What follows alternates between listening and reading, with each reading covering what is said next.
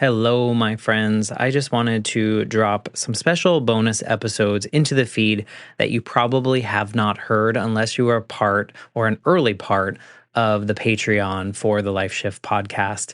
If you don't know, I do have a Patreon. It currently only has two tiers. One is a $3 a month tier just to support what I'm doing, helps cover production costs. And then there's a $5 tier, which will get you episodes early and just the, I guess, warm fuzzies for helping me out with the Life Shift podcast.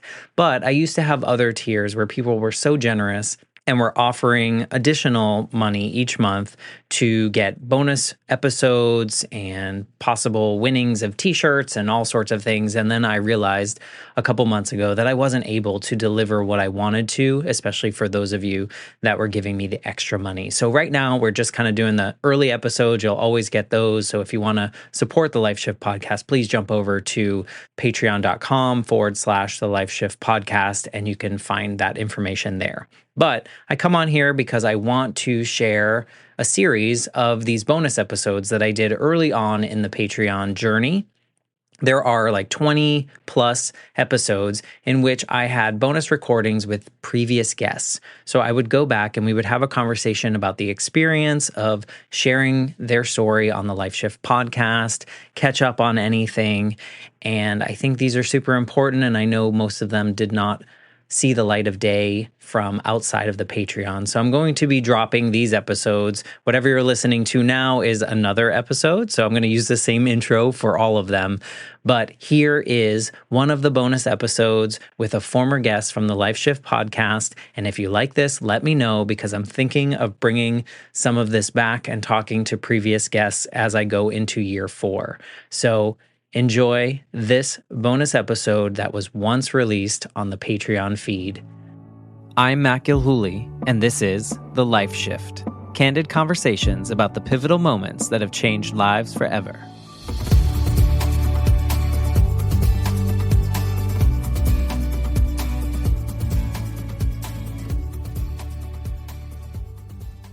Hi, everyone. I am here with the first episode guest, Christin. Hey, Christin. Hi. I was expecting you to talk longer, and I took a sip of my drink. Hello. This is how it's going to go, folks. Yep. How are you? It's honestly a pleasure to be able to reconnect. It's been a while since we've actually talked, but for this podcast specifically, you were the first episode released on March 22nd, 2022, which is almost 2 years ago by the time that this bonus episode comes out.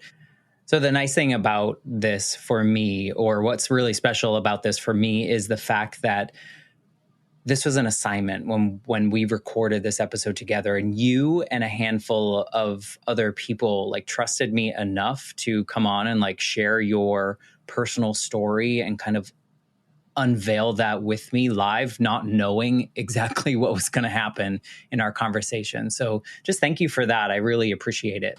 Yeah, absolutely. I know it was, I mean, I was interested in it for so many reasons. One, because, you know, we've been friends for a while, and I was just really excited. It sounded like an interesting premise. And so you're like, will you do this? I'm like, yeah, absolutely. I'll throw myself out there. Yeah, and you did. And you were the first episode. And the reason I chose your episode first, and I released yours with my friend Shauna as well. And so there were 2 episodes that came out on the first day. And I chose yours to be the first one because personally, I could identify with your life shift moments more. And I naturally have found over the last 122 episodes that I've recorded is that I gravitate more towards like the trauma and the things that of overcoming these and trying to find our way through the world after loss. And so that's truly why I picked yours to be like the first one. I mean, Shauna's came out a couple hours later, so it wasn't that different.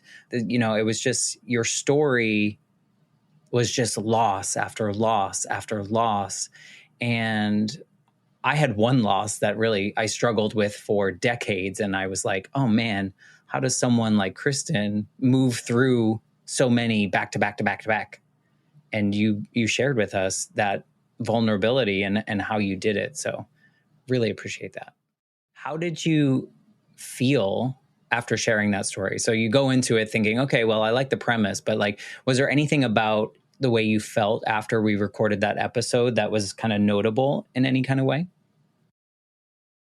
Yes, it was cathartic in a way to get it all out in in one fell swoop, like all at the same time. At that point, when you and I talked about it, I had talked about it in therapy a bunch, right? I was actually seeing a therapist when my dad died. So I was seeing the therapist kind of in and amongst the time. It was after my mom had died. So it was after my grandfather had died, but I think it was before my grandmother had died, while I was pregnant, then when I had the baby. So I had talked about it with therapists and with my family, of course, but like sitting down and being like, I'm going to talk about this, 18-month to 24-month period in my life, all in one kind of one spot, one time. I had never really put it all together like that, all in one package.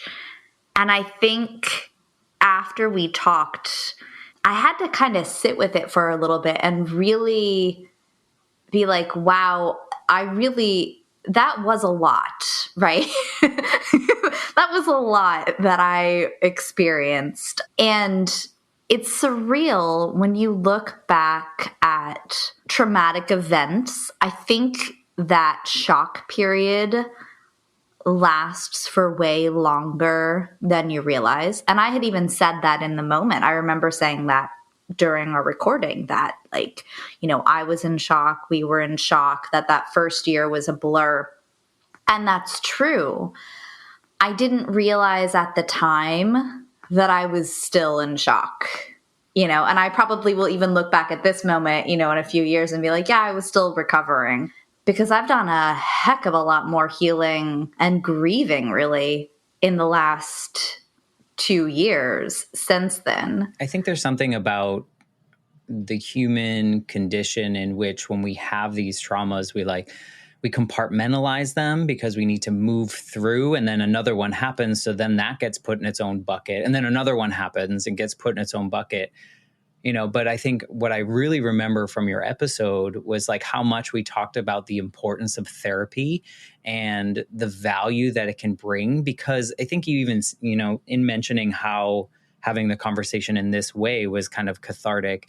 It's like so many of the things that we worry about or stress about or are grieving or whatever in our head, they somewhat seem like worse. And then when we're able to kind of verbalize it and put it out and someone else can listen to it without any biases, like it changes the game in some way, because it's no longer just sitting in our head, like bouncing back and forth, but now it's out there. So now we can do something with it.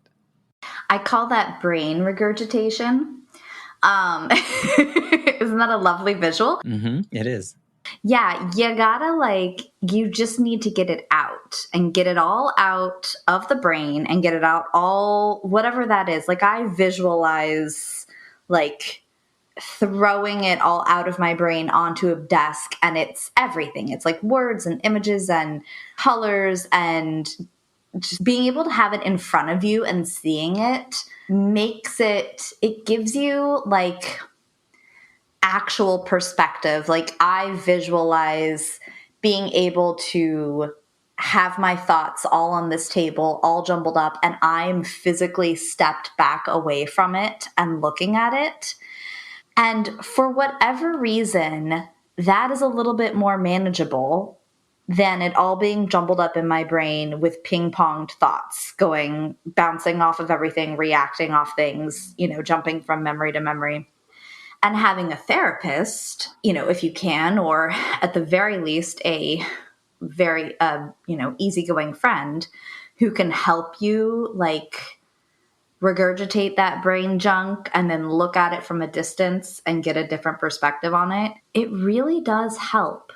And I'll say too, like, especially now 2 years from when we recorded that, like, I'm still a flag flying therapy is for everyone. Therapy is for all times. And I would like to add to that with like, if you're not vibing with your therapist, or if things change in your life where you have different needs to meet with therapy, switch your therapists, because different therapists have different experience and different perspective, and those different perspectives can help you look at things in a completely different way that just help process.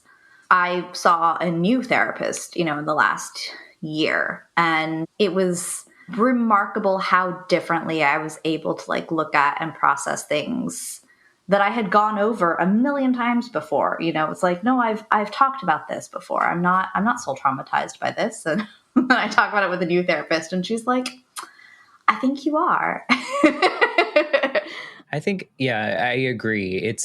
You have to find the right fit first too. Like if it's your first time, you don't assume that the first person you find in, your work list of therapists that you can go to for insurance or whatever that might be is going to be the one that is perfect for you. Definitely be okay with being like, well, this one didn't feel right. You need to feel safe. You need to feel that it is something where you can share it without, I don't think it's a judgment that they have. It's just, you need to feel safe to do it. And I thought, what's great about that conversation was really just the emphasis on therapy. And you also coined, I don't know if you coined it. I did not. I stole it. You also stole and said radical acceptance. And it really stuck with me, especially for like the first year, because, I think part of the reason that it stuck with me personally is because when you start a new project, like a podcast, you start a new something, you kind of feel like an imposter, and and like sometimes that's okay to do that. And so like that radical acceptance idea was always like, you're feeling overwhelmed and stressed and whatnot, but that's okay. You're human and you're moving through this process. And so that was just really pivotal in a way that I kept bringing it up with people for a while, just because I loved that idea that like, however we are at whatever time, it's okay. We're human. We're kind of working through this process together.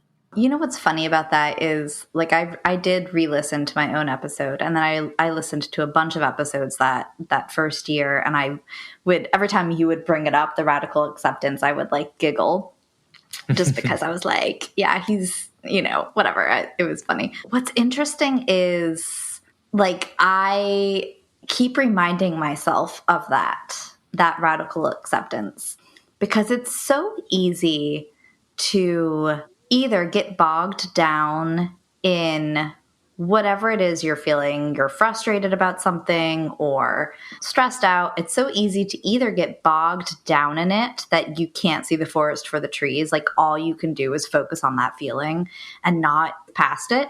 Or what I tend to do is ignore it. Like, oh, I shouldn't be feeling like this. And then I just like pop it in a little box in my brain and ignore it. And like, well, I'm just not going to feel that. That's, I don't have time for that. And that radical acceptance, if you're actually practicing it, what that means is paying attention and validating your feelings to yourself, whatever that is. And you have to actually process those feelings in order to move past them. Yeah. Yeah, you put them away, they're still going to come back. Right? That doesn't work very well. Yeah, so I relearn from myself the radical acceptance part, like daily. I don't know, at least weekly, a lot. Yeah. It aligns nicely with the idea. I think, for those of us that have experienced great loss in our life, and great meaning big, it aligns with like the only advice I can ever give people after they lose someone is really truly allowing yourself to feel however you feel and be okay with that. If you are so devastatingly sad, that's okay. If you're mad and you're angry, that's okay. If you laugh once in a while, that's okay too. And so it kind of really like aligns with that. Only advice that I can give people after a loss is truly like something like radical acceptance. Like it's all okay. You're just being a human. Absolutely. You know what's interesting is literally, Matt, just like Monday, I think, I'm going to say I had the epiphany. I knew this, but I had an epiphany that in the midst of all the losses that I talked to you about during my podcast, I'd forgotten one. DJ passed away, our coworker, and he was a very close friend of mine. In between all of that, he passed away about a month after I had had Oliver. And before I had moved to Louisiana, he had come to visit me in Austin. Like, we were close, and we had literally just talked the night before. The hurricane was coming in. He was having a hurricane party. I was in bed with my newborn baby, nursing or something. And he and I were texting, and he was telling me about all the food he was going to cook. And I was like, okay, I love you so much. Be safe. I hope you don't lose power. And I didn't hear from him the next day. And then the day after, our other friend, Chi-Chi, texted me and said, did you hear about DJ? And I was like, no, what happened? Did his house get hit or something? And she's like, no, he died. And I'm like, I'm sorry, what? Just complete bewilderment. And that, I think because he was so young and because I just talked to him and I just had a baby and whatever, I'm not sure why, but I had forgotten is the only word I can use to describe it. Basically forgotten about that until literally Monday this week. It was he popped up in my Facebook feed and I was like, oh shit. Wow. And I cried for 5 hours. I went through Facebook posts and found videos that he'd sent me and just cried. I'm like, well, apparently I'm grieving DJ right now. Because grief and loss, it is weird. And it comes back and hits you at the strangest times when you're not expecting it. And let me tell you, I cried for a little bit and then I was okay. And then suddenly I realized my daughter, her name is Penelope, but I call her PJ. And I was like, oh my God, have I not knowing, unknowingly named her after DJ? And just the thought of that, I got so overwhelmed and then I just cried more. Hey, I think there's that radical acceptance piece. It's we can't tell when this grief journey, how long it's going to be and when it's going to happen. And sometimes it takes years and years. And sometimes when my grandmother died, I felt so equipped to move into that grief space and move through it very quickly. And I just moved with intention, and it felt so different than the 20 years that it took me to process the grief losing my mom. And so, that's just part of being a weird human, nothing's linear, it seems, except for actual time. And so I think that's a wonderful story. I'm glad that it happened. I'm glad you were able to have those memories and hopefully process some of them. And you're probably not done, but it changes things and it changes you. So kudos to you. This episode was a brand new podcast. Who knows who was going to listen? Did you have anyone that you knew listen and give you any feedback? Or did you hear anything from anyone that maybe listened and you're like, oh, that's the part you attached to? No one that I know listened to it as far as I'm aware. Or they didn't That's not a tell very good me. Friend. If they did, I don't know. I mean, I don't know, because I put it on my Facebook and I think I put it on my LinkedIn too. I don't know how many people that I'm actually connected with that listen to podcasts. Who knows? Whatever. That's fine. But we did that follow-up Zoom chat or whatever a few months later. And it was nice to hear from a few people, that they had listened to it and what they got out of it. I'll be honest, I don't know that anything surprised me about what other people got out of it. But what I will say is I am surprised listening back to it. In what way? Well, without going into too much detail, I've had significant changes in my life since we recorded that. I sold everything. I sold the business. I sold all the property in Louisiana. I moved to Washington State, got a new job, and I'm divorced now for a variety of reasons. So life looks a little different. Life is a little different, right? I don't say this lightly. I am thriving.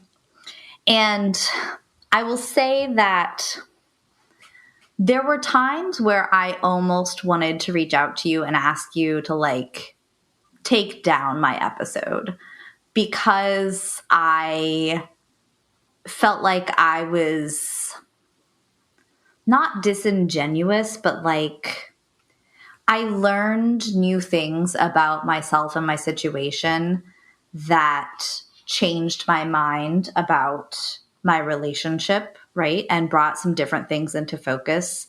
And I like listening back to it and hearing a lot of like hope and positivity about that in particular almost made me want to be like, I don't want that out there kind of thing. But then I had to really like sit on it and be like, you know what? That was my reality then. And that is important. Like that doesn't make the Christin of 2022 any less valid than the Christin of January 2024, right? Like I had grown to that point where I was. I had learned what I had learned up until that point. I was where I needed to be. I was doing the things I thought I needed to be doing. And I was passionately and positively going to do them, because that's how I do things, is passionately and with positivity. And with more learning and more growing, I changed my mind on some things, and now I am passionately and positively doing those things. And I think it's, what is it, a Maya Angelou quote who says, we do the best we can until we know better, and then we do better, right? It's something like that. I totally garbled that up. But basically, that we can only do the best. We're all doing our best given the level of awareness and knowledge we have in any moment. That's all we can do. Well, I'm just thinking, you know, like to look at that past version of you, you were who you were at that moment in time, whether you were masking some things, whether you were lying to yourself about some things. That was the level and the abilities that you had at that moment. And like, what is evolution if we can't look at prior versions of ourselves with love and compassion? You know, I feel like exactly that's where I was going with that, is that is where I was with the level of awareness that I was capable of in that moment. Yeah. And I am lucky that I have a different level of awareness now. And that's great. I have grown and I'm so proud of that. And I don't look down on my past self at all, because I was doing the best I could do with what I had in that moment. And I agree. Good job for me. And I have learned, and I'm so grateful for it. So it's been a little humbling for me in that way, which is probably not exactly what you were going for. Well, no, I mean, I think you're not the first person that's really said that, in like how different they were in the time that they recorded with me. Yeah. But I think it's nice to have this little like spot in history of our life, recording what we sounded like, how we looked at the world, and what we talked about. It's kind of interesting in a really is anthropological way. Exactly. No, you're absolutely right. And in that way, and that's really, you know, once I processed it better, I was like, okay, you know, this is important, because it really is. It's a marker in time that is exactly, this is where I was in March of 2022. And this is where I am in January of 2024. And in a lot of ways, I'm the same person. And in some very specific and very important ways, I have grown leaps and bounds. And I'm so grateful for the ability to do that, you know, and I couldn't have grown in this way if I wasn't at that point 2 years ago. So yeah. And also in the idea, if we don't have these markers in time, if like even people that like, I look at stuff that I wrote maybe 10 years ago and I'm like, ooh, who is that person? But also you don't realize how much you've changed until you see things like that or hear things like that. And then you're like, damn, you know, like good for me. Yeah. I've done what I needed to do. And, so I think, and maybe 2 years from now, you're going to be like, what was I doing there? About? Exactly. Right? And so I think that's important. And I kind of love that. I love that you had that journey of like, oh crap, I need him to take this down. But wait a second. Yeah. And you gave yourself grace. You gave your past self permission, radical acceptance. Exactly. Like, I didn't want to have a knee-jerk reaction to anything. So I was like, I'm going to validate that feeling for myself, that this feels uncomfortable, that this is out there, and that's okay. I can feel that way. And I'm going to sit on that and really process it and analyze for myself, why does it feel uncomfortable? What is it exactly that I'm uncomfortable with? Am I lying to people? No, I'm not. I was genuine when I made that recording. It's just not, there's some of it in there that is no longer true today, but that's okay. Like that doesn't have any impact on its truth from 2 years ago. So yeah. I love that journey. And I think it's important to vocalize. And I hope people listening can kind of relate to that. And, I think it kind of feeds nicely into the way I like to wrap these up. And I'm wondering if there is someone out there that's kind of like itching to maybe share their story with someone. It doesn't necessarily have to be on a podcast or anything official, but maybe they haven't shared it before. Is there any recommendations or advice you could give to someone that's like teetering on the edge of letting people in to a little bit deeper version of themselves? Yeah. I mean, I tell people all the time, I've actually recommended a few people to you, but absolutely take the leap in telling your story to someone. It's validating in so many ways. Just having someone listen to your story, first of all, and then the way you do, where you listen and you ask very interesting questions that really help someone to think about their own story in unique ways. That's very validating. But also just going through the motions of putting your story all together in a nice little package, and thinking about it. It's kind of like that brain regurgitation we talked about earlier. Like, it's getting it all out there in a way that maybe you haven't done it before. It gives you a different perspective on your own story. Like, yeah, you lived it, but maybe you haven't actually told it in one space. Yeah. So anyone who's on the fence, who's thinking about it, I would say just do it. Just go tell your story. Yeah. Storytelling, I've learned through this process, just seeing so many people tell their story. You can tell when they're ready to tell their story. You can tell when they're not ready to tell their story. But you can also see the power in telling their story and the lightness, or like the catharsis, like you mentioned. Yeah. There's just so much power in it. And, the freedom to be truly you and share your full vulnerable self. I think there's so much power in that. And I just want to say thank you for being a part of this journey from the very, very beginning, and then for coming back and doing this Patreon episode. I just appreciate you. Thank you so much. And thank you for having me and inviting me back. And with that, I will say goodbye to Christin. And for those of you listening to the Patreon episode, thank you so much for your support. I'm doing this all myself, so your extra money that you put towards me every single month is really going towards paying for the software and the hardware and all the cool stuff, and helping me bring these stories to light. So thank you again for that. And I will bring another Patreon bonus episode to your ears next month. So thanks again.